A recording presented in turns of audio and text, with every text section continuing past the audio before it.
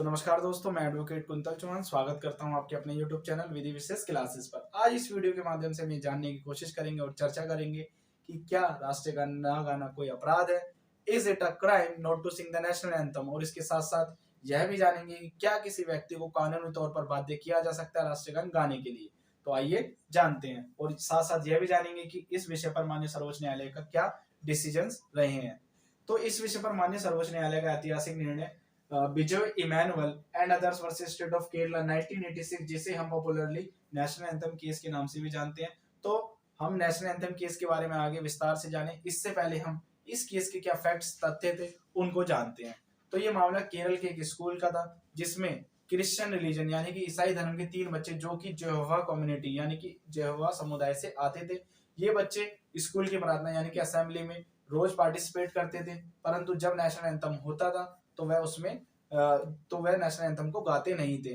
और जबकि Kerala education department rule, एक केरला का एजुकेशन डिपार्टमेंट था, इन्होंने एक रूल बनाया था कि सभी बच्चों को नेशनल एंथम में पार्टिसिपेट करना होगा। तो केरल के स्कूल जब स्कूल ने ये नोटिस किया कि बच्चे जो हैं वो पार्टिसिपेट तो करते हैं असेंबली में पर वो नेशनल एंथम नहीं गाते हैं, तो केरल के स्कूल ने ये चीज नोटिस की और उनको केरला एजुकेशन डिपार्टमेंट रूल और ऑर्डर के वायलेशन के साथ साथ उन्हें the prevention of insult to national honour act के सेक्शन 3,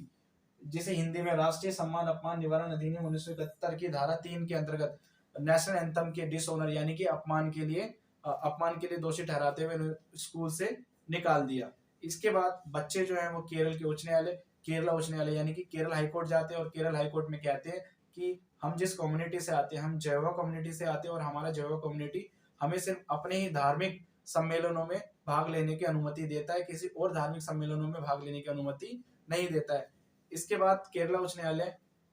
न्यायालय यह निर्णय देता है कि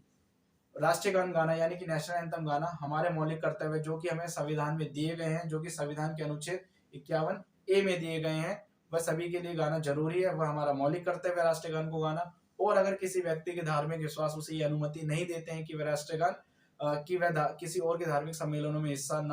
हिस्सा ना ले, तो इस आधार पर कोई व्यक्ति राष्ट्रीय गान गाने से इनकार नहीं कर सकता है। केरल उच्च न्यायालय के निर्णय को पलटते हुए माननीय सर्वोच्च न्यायालय ने निर्णय दिया और एक बात बिल्कुल स्पष्ट कर दी कि किसी भी व्यक्ति को राष्ट्रीय गान गाने के लिए यानी कि नेशनल एंथम गाने के लिए कानूनी तौर पर बाध्य यानी कि लीगली बाउंड नहीं किया जा सकता है। इसके साथ साथ माननीय सर्वोच्च न्यायालय ने यह भी कहा कि अगर किसी व्यक्ति के धार्मिक विश्वास यानी कि रिलीजियस फेथ इस बात के लिए अलाउ नहीं करते हैं यानी कि अनुमति नहीं देते हैं कि वह किसी और के धार्मिक सम्मेलनों में हिस्सा ले, तो वह हिस्सा नहीं ले सकता। और इसके साथ साथ वह राष्ट्रीय गान गाने के लिए भी बाध्य नहीं किया जा सकता, यानी कि राष्ट्रीय गान यानी कि नेशनल एंथम गाने के लिए कंपेल नहीं किया जा सकता। इसके साथ साथ माननीय सर्वोच्च न्यायालय ने कहा कि अगर ऐसे किसी व्यक्ति को बाध्य किया जाता है तो वह उस व्यक्ति के संविधान में दिए गए अनुच्छेद 25 में धार्मिक स्वतंत्रता यानी कि राइट टू रिलीजन का वायलेशन यानी कि उल्लंघन होता है। और अगर किसी व्यक्ति के मौलिक अधिकारों पर अगर कोई रिस्ट्रिक्शन यानी कि प्रतिबंध लगाना भी है तो वह प्रतिबंध लेजिस्लेचर के ऑर्डर के द्वारा ही लगाया जा सकता है, ना कि किसी एग्जीक्यूटिव ऑर्डर के द्वारा, जैसे कि इस केस में हुआ। इस केस में केरला एजुकेशन डिपार्टमेंट ने रूल बनाया था कि सभी को पार्टिसिपेट करना जरूरी है और जबकि ये रूल जो है वो एग्जीक्यूटिव ने बनाया, ना कि किसी लेजिस्लेचर ने। तो इसलिए माननीय सर्वोच्च न्यायालय ने कहा कि हमारे फंडामेंटल्स पर अगर कोई रोक लगानी है, रिस्ट्रिक्शंस लगानी है, तो उसके लिए जो कॉम्पिटेंट अथॉरिटी यानी कि सक्षम जो प्राधिकारी है वह सिर्फ लेजिस्लेचर है, ना कि एग्जीक्यूटिव। इसके बाद माननीय सर्वोच्च न्यायालय ने कहा कि जो प्रेजेंट मामला है इसमें उन बच्चों के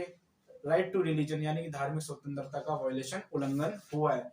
इसके बाद माननीय सर्वोच्च न्यायालय ने कहा कि बच्चों ने द नेशनल ऑनर एक्ट 1970 की सेक्शन 3 के अनुसार कोई अपराध यानी कि ऑफेंस भी नहीं किया था, क्योंकि इस अपराध के लिए यह आवश्यक था कि उन्होंने किसी को राष्ट्रीय गान यानी कि नेशनल एंथम गाने से प्रिवेंट यानी कि रोका हो। और दूसरा, जब ऐसी कोई असेंबली राष्ट्रीय गान गा रही हो यानी कि कोई सभा जब राष्ट्रीय गान गा रही हो तो उसको वो डिस्टर्ब करे यानी कि डिस्टर्बेंस पैदा करे यानी कि परेशान करे। तो प्रस्तुत मामले में प्रेजेंट केस में बच्चों ने कोई ऐसा एक्ट नहीं किया जिससे कि ये साबित हो सके कि उन्होंने नेशनल ऑनर एक्ट की धारा 3 के अंतर्गत कोई अपराध किया हो। तो बच्चों ने कोई ऐसा अपराध नहीं किया था जो नेशनल ऑनर एक्ट की धारा 3 के अंतर्गत आता हो। तो इसके बाद माननीय सर्वोच्च न्यायालय ने यह निर्णय किया, यह प्रश्न था कि क्या बच्चों ने अपने मौलिक कर्तव्य जो कि संविधान के अनुच्छेद 51A में दिए गए उसका उल्लंघन किया, क्या बच्चों ने अपने फंडामेंटल ड्यूटीज का वायलेशन किया। तो इस पर माननीय सर्वोच्च न्यायालय ने कहा कि जब नेशनल एंथम हो रही थी तो बच्चे जो हैं वो बिल्कुल रिस्पेक्टफुली खड़े थे,